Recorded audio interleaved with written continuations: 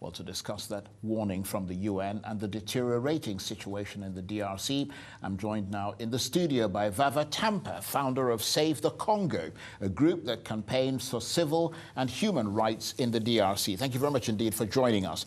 It seems almost perverse to call it the Democratic Republic of Congo when you appear to have a president whose actions fly in the face of democracy, a president apparently trying to cling to power in defiance of the Constitution. Well, you're absolutely right. Congo is a country without a democracy, with a reigning republic. And Kabila is attempting essentially to return Congo to the years of Mobutu. Kabila wants to be the new Mobutu. He wants to remain in power for as long as he can. And the reason he wants to remain in power essentially is because partially is money.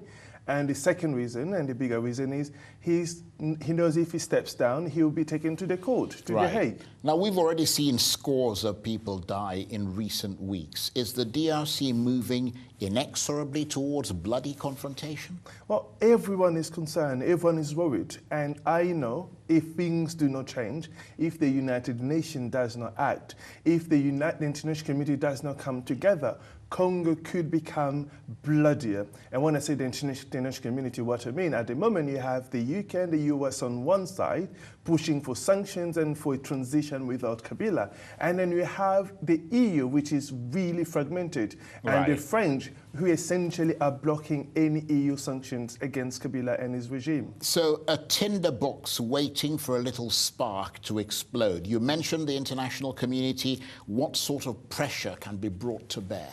Well, everything can be done. First and foremost, we need to send a powerful message to Kabila and his people. One of those messages ought to be that you cannot cling to power and have the freedom to travel to Europe, shop, and do whatever you can as you please. So there have to be a travel ban. There has to be an asset freeze. And we also need to make it absolutely clear that if you do cling to power and if they are death on the street, you will be held accountable. International justice would be brought upon you. Right. Now, lots of opposition leaders have recently been imprisoned, opposition voices calling for protests if these people continue to be detained. Has there been any movement on that? Well, one of those people detained and in prison is a gentleman by the name of Diomi Ndongala. He's a guy I call one of my heroes. He's been in prison on trumped-up charges, and the opposition, the entirety of the opposition, are essentially saying, before we sit down with the government to talk about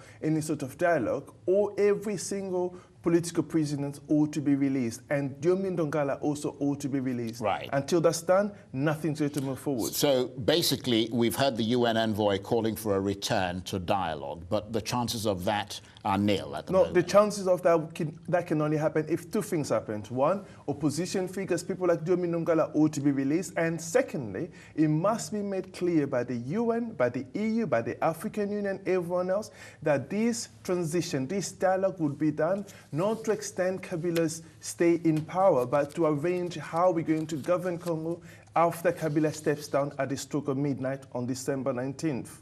Okay, Vava, thanks very much indeed. Vava Tampa, founder of Save the Congo, a group that campaigns for civil and human rights in the DRC.